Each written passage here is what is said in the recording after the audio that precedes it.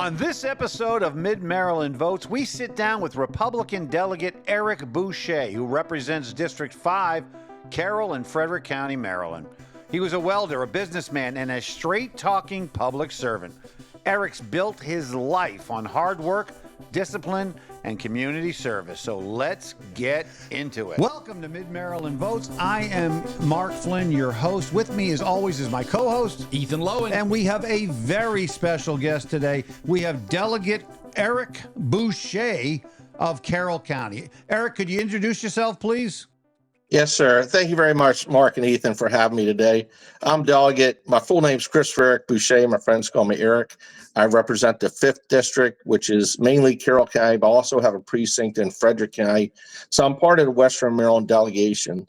It's a real honor to be here to talk to you guys and get some information out there about politics and what's going on. So, Eric, you said the Western Maryland delegation, and some people, I think, the common man, really, they don't understand how delegations work, what makes up a delegation. Could you tell us a little bit about the Western Maryland delegation? Sure, thank you. What it is all the counties from Frederick West out to Garrett, they have a common interest of being rural counties, rural constituents, farming, issues of that concern. We come together and caucus. We discuss the issues that are of concern to our constituents. And by coming together collectively as a group in mass, we tend to have more power and force on the floor to try to pass local ordinances and regulations that affect our constituents. So is the delegation made up of both Republicans and Democrats? Yes, it is. Mainly Republicans, but we have a few Democrats in Frederick County, mainly Frederick City area, District 3. And how do you guys get along as a unit? We get along exceedingly well as a unit. I think the real difficulty comes in play on the floor and in committee. But overall, the delegations tend to get along pretty good because you're more at the base level with your constituents. And can you explain what it is, of course, when you're in session and you're in Annapolis and you are on the floor and you are on committee? What does that look like? Well, I'm on judiciary, so we deal with a lot of complex legal issues. Sometimes they're gut-wrenching, sometimes they're boring. And committee can be very long. Judiciary tends to run the longest. It can be arduous, but you have to pay attention. You have to do research. We have our laptops. We follow it. We have to listen to the witnesses that come in and testify on a bill. And we also message one another during committee, find out what other caucus members are thinking, what their constituents are in relation to that bill. And as for on the floor, I tend to keep my mouth quiet on the floor. I don't like to say too much because I think if you talk too much, your voice is not as powerful. The less you speak, the more powerful. The more you speak, the more people just phase you out. I've watched people repeatedly stand up and talk, and nobody on the floor even looks up at them. It gets to a point where it becomes like Charlie Brown's teacher, wah, wah, wah, wah, wah, wah.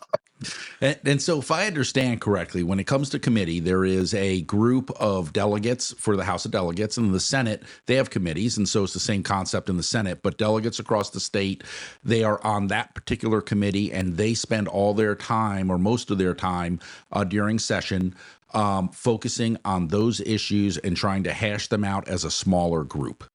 Yes, precisely. There are 6 standing committees in the House, and all the members get divided up across those committees. In the morning, we have session on the floor. In the afternoon, we go in committee, and that can run late into the evenings, especially on judiciary. And that's where we hear the bills being introduced, have the witnesses talk.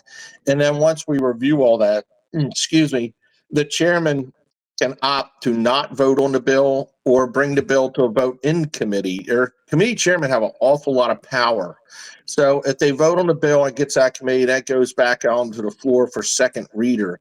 And on the floor on second reader, then you can offer amendments to the bill there before it goes on the third reader and passes. It passes the House, that has to go over and pass the Senate. Every bill has to pass both chambers, the House and the Senate, before it can become law. So it's a lot of little glitches that can hang up a bill before it can become law. So when you work in the chamber, you obviously, Maryland is a super blue majority state. And being that you're a conservative from Western Maryland, and most of the delegation, in fact, is conservative, What is your experience when you meet in session? Are you able to get conservative issues onto a vote, or is it a frustrating experience for you? That's a good question. It's a very frustrating experience, and that's why I'm not running for re-election in the House of Delegates. Republicans on a whole, I try to tell people, if you look back over the last 5, 10, 20 years of the Maryland General Assembly and try to research how many Republican bills have passed for statewide major legislation, the answer is zero. And the answer is zero because we're gerrymandered. If you are a Republican, you do have a good bill, the chances are they won't let you pass it, but one of the Democrats will pick up the bill and pass it. And I'll give you a prime example. My second year as a delegate, I had introduced a bill on a study commission of African-American Civil War soldiers from Maryland. I'm a big history guy in political science. And I think the contribution made by African-Americans during the Civil War is underrated and has been ignored by history. And I think that's a major component in uplifting our society and addressing juvenile crime. Well, I introduced this bill. The Democrats had me obtain a Senate cross-file who's a Democrat to file the exact same bill in both chambers. Well, my bill passed unanimously with no votes or dissension in committee or on the floor out of the House. It went over to the Senate. The chairman of the Senate committee I was supposed to hear it sat on it. Didn't even allow me to come over and testify on it. They took the cross-file by the Democrat and passed it through both chambers, turned it into the law. That was my bill. It passed. I made the bill happen, but my name wasn't on it. I wasn't invited to the signing ceremony. That's a good example of what takes place. Increases the rivalry between the parties. Yeah, the animosity goes up. And there's that sense of hopelessness. Like, why even bother go through all this time, effort, and energy? And I can tell people, I'm a businessman of 32 years. And the amount of time, effort, and energy one puts into being a member of the Maryland General Assembly as a Republican, it has no return on investment. It's not worth it. So I'm willing to get out. I'm looking at running for governor. I actually want to become governor because I think I'm more suited for the executive position after I'll run a business. And I think I can be more effective at that position, especially when it comes to addressing the gerrymandering. The reason we have it so bad as Republicans in the Maryland General Assembly is we have been gerrymandered in only 27% of the House and 27% of the Senate. That means 73% of the representatives in that body are elected as Democrats. That's an odd thing. And the Democrats have controlled the Maryland General Assembly for 105 years straight. It is the longest any single political party has controlled any state legislator in the nation's history. Now, that doesn't happen by chance. Imagine if you flip the coin 105 times. Do you think it'll turn up heads 105 times straight? It's a mathematical improbability. I'm going to say it right out. The Democrats are rigging the elections and they're cheating. Republicans do it in real dominant Republican states. It's something that's endemic of both parties because the system has that ability to be done. It's just a selfish motive to want to maintain your power. What takes place in the state of Maryland after the census is done, redistricting by law needs to take place. The majority leader of the House and the Senate get together behind closed doors with a political consultant who has a computer software and a laptop. They plug into that computer what the gubernatorial election results were in the previous governor election. And that computer will configure those districts to match up to the maximum amount of victories for the majority party. Our elections are rigged and predetermined by a computer. So before the last elections even took place, the majority leader and the Senate president knew exactly what seats they would win and what seats they would lose. And they have what's called stacking and packing. I'm very much familiar with this because in 2012, I sued the state of Maryland all the way to the United States Supreme Court as my own attorney. And I represent myself and discover what was going on. They do what's called cracking and packing. If you're looking at a 3-delegate seat and you need to determine as a majority party how many seats you want to obtain out of that, you can see that 1/3 of that district is Republican, 2/3 is Democrat. Well, you could draw 3 individual seats and have 1 Republican elected and 2 Democrats elected. Or you could draw 2 at large, have Democrats, and 1 single as a Republican. Or this is what they do. You draw 3 at large. You know what that guarantees you? 3 Democrats. because there's no way that 1/3 of the district will be able to vote someone as a Republican when the top 3 vote getters are guaranteed to be Democrats. And that's why they're so against wanting to eliminate multiple districts for delegates and have single member districts. It's a way to manipulate the elections to ensure that the majority party rules. And that's why the state's in such a bad position. We have a legislative dictatorship that's been historically going on for 105 years, since 1920. Think about that. Yeah. Warren Harding was president then. Yes, and I know Arnold Schwarzenegger, ex-governor of California, when he has been asked on multiple occasions what would he change in order to make California a better state, he says the number 1, 2, and 3 answer is the same every time. The gerrymandering has destroying California, and that's essentially what you're saying is happening in Maryland as well. Well, one of the things with gerrymandering, on top of the fact that it ruins representations, it makes things more divisive and more radical. Yes. The only Republicans that are going to get elected are going to be those that represent the extreme, and there's going to be no check on the extreme candidates on the left. Precisely. I believe that most elections are decided by the middle.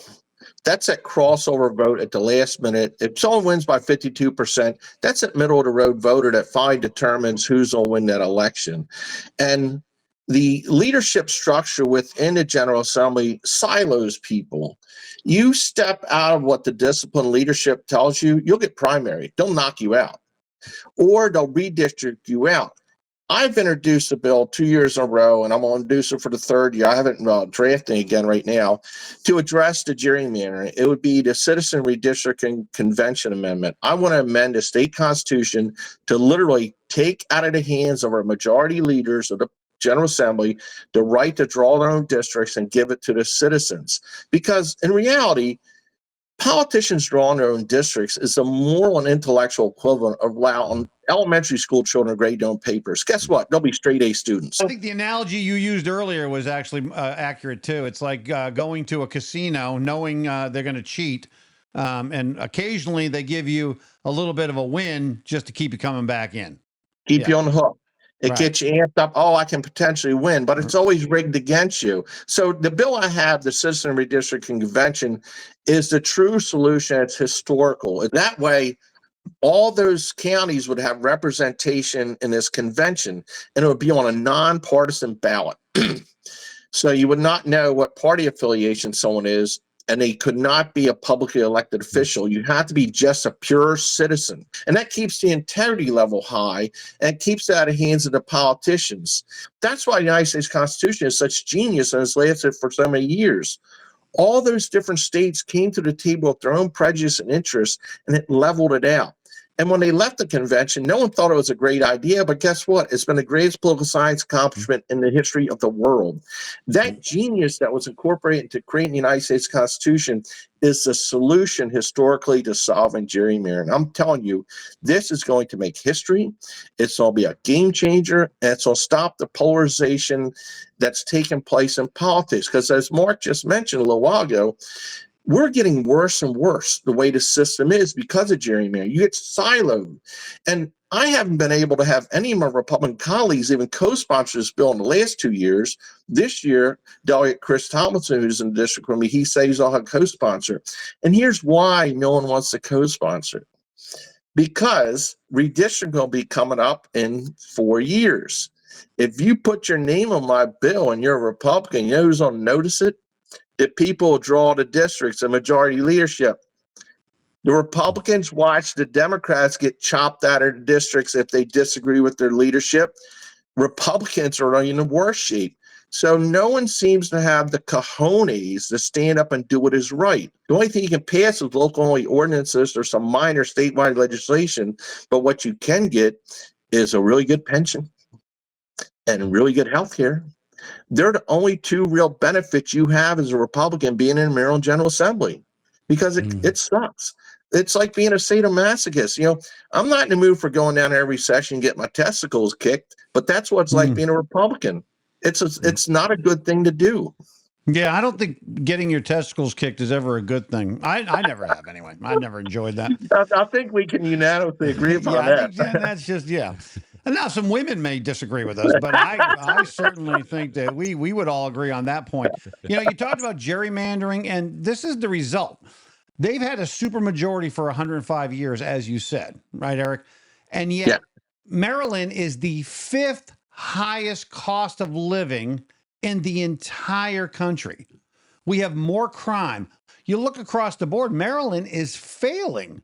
We have a $6 billion projected deficit. So what did all this gerrymandering get Maryland citizens? Not a whole lot. Yeah, that's what happens when you have a single party legislative dictatorship. The key to our nation's success is that compromise and balance, the whole yin and yang. You can't get everything you want. It's just like being in a marriage. You know, you may think that you know everything, and sometimes I think I know everything, but in retrospect, I find out I don't. And you have to have that humility. No single political party has all the cards and all the answers. And everyone in politics needs to step back occasionally and say, you know, I might be wrong. Maybe this person's right. And the approach I've had, which brought me some irk from some of my Republican colleagues, is, look, I might not get 100% of what I want, but I'm not going to say, give me everything I want or I want nothing. I'll say, you know, maybe I can find some common ground with these people on the other side and get 60% of what I want. Well, what tends to happen is some of your colleagues will cook you for that 40%. I'm like, no, you're looking at it the wrong way. We convinced them to go ahead with 6% of what we agree upon. And then next session, after this bill's been in place, they might realize, you know what? Maybe that wasn't such a bad idea. Maybe this is working out. Maybe we'll go a little bit further. You have to take it steps incrementally, and you need to get rid of this absolute idea, I want everything or nothing, because that will get you nothing. And obviously, the gerrymandering and the one-party system has failed Maryland. And one of the things that is unavoidable is that the consequences. So, you know, the rationalizations and the reasons that are given to justify it to voters can sound good to many voters, and has obviously for a long time. But the consequences, the negative consequences, are unavoidable. We have, as Mark was saying, we have state deficits that are running out. I mean, it's ridiculous. How do the Democrats, even with their one-party control, how are they justifying this to themselves? Well, I think the disadvantage that set Maryland up for this is the fact that the nation's capital sits within our borders. A lot of people don't realize that the District of Columbia was Maryland, and we granted it to the federal government. When you have the nation's capital sitting in your borders, spilling out largesse and tax money, you become overly dependent upon it. And the leadership of our state is like, well, we don't need private sector employment. We don't need I own a welding and metal fabrication business of 32 years. So I understand how important manufacturing is. It's good blue collar solid jobs. Well, they've pushed those companies out. And I know, because I'm just barely staying in business, watching my customers flee the state. And I was wondering why I was even in business now. But they're pushing out the private sector, and they're trying to backfill it with these government jobs. And now what we're seeing happen, they're running around their hair on fire, because now President Trump said, look, enough of this government largesse. We're overspending. We're not bankrupt. Well, we are bankrupt in our federal government. Social Security's on the hook in like 6 years. It could be defaulting. So they're pulling back on all that government spending in the state of Maryland. It's having a severe impact upon us. And the Democrats are crying, the sky's falling. Well, they should be taking efforts to bring more employment to the manufacturing sector of our economy. Baltimore is the largest inland seaport on the East Coast, which means anything we manufacture can be exported out of our port system, or some raw materials brought into our port system. We have a great rail system. Maryland offers so much, but its anti-business position, which not only affects the businesses and their tax rates wanting to flee, but it impacts the lower people that depend on those jobs, the welders, the electricians, the technicians. All those people need these high-quality manufacturing jobs. They're losing them. And this magic bullet that all to become government employees is showing itself to be a falsehood. Of course, that mentality that you're describing, which is that the private sector can be placed on the back burner and left to essentially shrink, and that government industry or government jobs will replace them. That is essentially what we would call historically a socialist philosophy. And it has literally failed for the 109-year history that it's been attempted. It sounds like it may simply be an echo chamber that isn't allowing any other information in because there are no consequences at the ballot box for what is happening to people's real lives. You're absolutely correct about that. And it has to do with a lot of people's educational and life experiences. If you've been educated and you got higher degrees and you've worked for institutions with the government or quasi-government like a university, you're disconnected to reality, what's really going on out there. You get your paycheck whether you're productive or not. I come from an industry of welding and metal fabrication. If you're not productive, you're fired. That doesn't exist in the government world. Now, if we're going to absorb all these federal employees, how many state employees or private sector employees have to be busting their ass to pay someone who wants to sit in their pajamas and work virtually on their computer, which a lot of them do? And I know people have done that. It really irks me because I see people out there working very hard in construction and they're busting their ass getting up on job sites at 6 a.m., working overtime. And what are they doing? They're paying those people to sit home on their butts and make hellacious pensions and salaries while they're struggling to get by to feed their families and take care of their mortgages. As you said, the businesses are fleeing. They're fleeing all the taxation. If you look at a map, every state around Maryland is doing fine. West Virginia, Pennsylvania, Delaware, Virginia, all of them have surpluses because they're getting all of our businesses.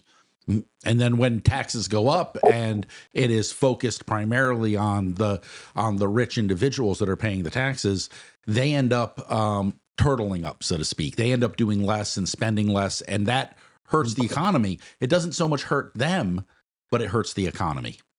Precisely. And a lot of people don't understand that the extremely wealthy do not pay much personal income tax, and it's a wage tax, so to speak. Wealthy people are not punching a time clock and getting a salary. They're deriving their income off of capital gains and dividends and investments. And I know this because I'm a businessman and I deal in that realm and I have money making money for me. The capital gains tax rate is 15% on the federal level. So when they say, oh, we're going to raise the income tax on the wealthy, we'll jack it up to 50%, they're laughing at us because they're not drawing a paycheck paying 50%. They're getting capital gains and dividends, which has a different tax rate on it.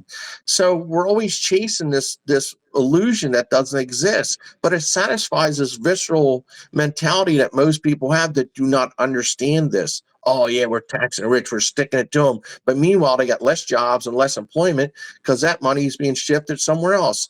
When you're wealthy, you have accountants and lawyers. No matter what they do to try to come after your money, you can just shift it around somewhere else. You can put it in real estate and get deductions. You can park it and let it set for a while. It's part of the ruling party of Maryland's philosophy, though. They vilify the rich, make them a scapegoat. And then the people, good, hardworking people who are sold out for the Democrats do not do their due diligence and look it up and realize that they're being had. They're in that casino getting robbed. Yeah. And once in a while winning a hand. And that's another reason why I think they like the voter and the populace to be so ignorant to these subjects. And, the government has a vested interest in making people addicted to the government. They're like crack dealers on the corner. They're like, here's your, here's your Section 8, here's your food stamps, here's your EBT. And by the way, keep voting Democrat and we'll keep this stuff going. Exactly. It becomes a vicious cycle of self-perpetuation. And the problem is people never get off of it. They never do really well for themselves. Just like a drug addict, they just get by, and they're looking for their next hit, unfortunately. And the crazy thing is that having grown up as a Democrat, when I was a child, and the Democratic Party that I grew up in, the Democratic Party that so many members of my family were very proud members of, that was a very different Democratic Party. These policies we're talking about did not exist as far as I could tell. It wasn't anything that anyone in my family was referring to. It's nothing that any of the politicians, when they discussed them, were proposing. This seems to be a complete turnover of an organization. A long, well-established organization seems to have a total, complete philosophical turnover. And it is, the results are obvious, but it is so perplexing to me. You know, it's interesting because I, too, was raised a Democrat. I campaigned for Democrats. I voted for Democrats. And I still feel to this day that I didn't leave the Democratic Party. They left me. They left me and every other working man years ago. And that's exactly what President Ronald Reagan had said. You know, I originally started as a Democrat. I came out of Democratic family. I'm in the state of Maryland. And we all remember William Donald Schaefer. I don't think William Donald Schaefer could get elected in a Democratic primary now. And he was a fantastic leader. He even endorsed the first Bush presidency. Remember, he was the only Democrat governor in the United States that endorsed a Republican running for president because he understood the genius that our salvation exists in the middle. You know, I do a lot of historical reading, and I just read a book about 5 of the greatest presidents. And Washington was one, Lincoln, FDR, Eisenhower, and Reagan. They were on the list of the top 5. And what held them all together for such great leadership is they understood the center. They were willing to work with the other side and come to a compromise, like I was saying about getting 60% of what you want and next year get more. And I know firsthand as a legislator in the General Assembly right now, that's not the system. When I do those things that other great leaders have done, I get attacked. You're stepping out of line. You can't do that, or you'll make us all look bad. They don't give you the flexibility to find that common ground, and that's where great leadership is. You know, I was willing to step across the aisle and work with those people to try to get money back to my constituents. I'm a Republican. I'm a businessman. I know that people do business with people they like. As a businessman, if I don't like you, I'm not doing business with you, so don't be a jerk to me. Well, down in Annapolis, the Democrats control everything. They control the purse strings. So if you're representing your constituents, you're down there, you need to get their tax dollars back. You don't go down there and call them jerks and stick your finger in their eye, because guess who's all hurt? Your constituents are all hurt. And the weird part is that the majority of Americans do fall in the middle. 60 to 80% of Americans are moderates. They do want to work together. They do want to make it better. And I believe we are better together. But the extremists on both sides, you know, you said it earlier, you know, as a Republican, if you try to work with the other side, you're a rhino, which is a huge insult that you want to be, you know, working with people on the other side. And of course, on the left, they vilify their people. I mean, this guy Fetterman, man, he's actually a reasonable Democrat who wants to work with people on both sides of the aisle. And they are ostracizing him and doing everything they can to distance themselves from Fetterman, his own party.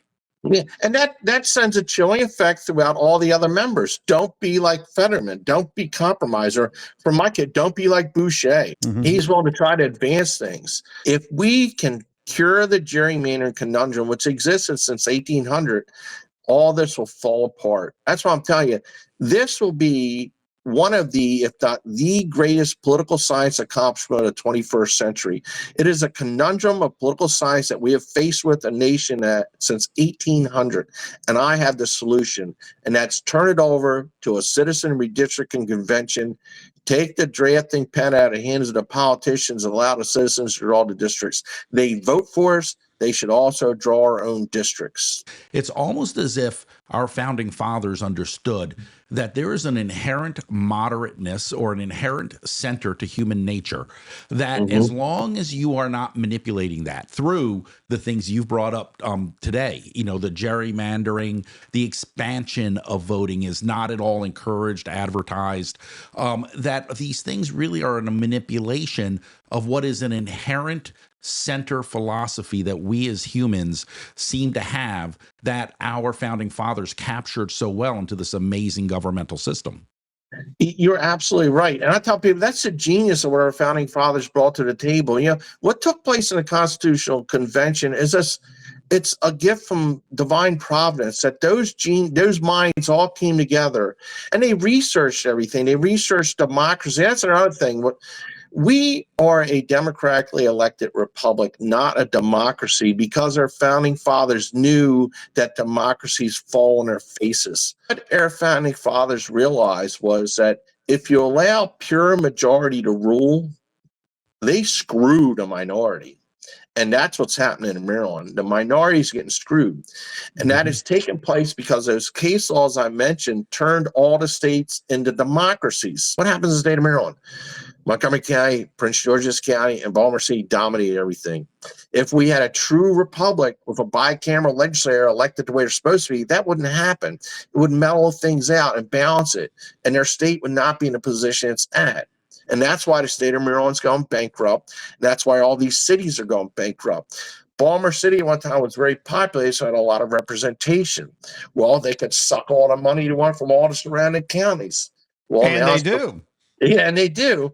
And they don't have any motive to fix it because no matter how much it fails, guess what? They're coming to get more of your money. Delegate Bouchat, you have done a great job explaining a lot of very complex topics, but I would be remiss to not ask you this final question, being that you are from Carroll County and they have some really nice corn-fed whitetail up there. Do you have any deer bologna for Ethan and I to enjoy? That's really the question of the interview. That deer bologna from all Carroll my deer County. bologna has been consumed. Oh, I was out hunting this morning. I'll get some more and I'll hook you guys up. Well, we do have some of the best tasting deer. Oh, there's no doubt. All that corn-fed deer up there. I mean, I'm not a deer hunter, but I'm certainly a deer eater, Delegate Bouchat, as you can see by your eyes. But hey, we want to thank you so much for coming on today. You've been a breath of fresh air with ideas and explaining very complex subjects in a way that people like Ethan and I can understand, because we're not all that bright. Well, it's been an honor talking to you guys. You're bright. You got a real excellent phone voice. And like I said, I'm not going to run for re-election to state senate again. It's just a waste of my time as a businessman. But what I will do is run for governor and bring this message to the people. Someone needs to represent the entire population. It's the one election district in the state of Maryland that's not gerrymandered, for one.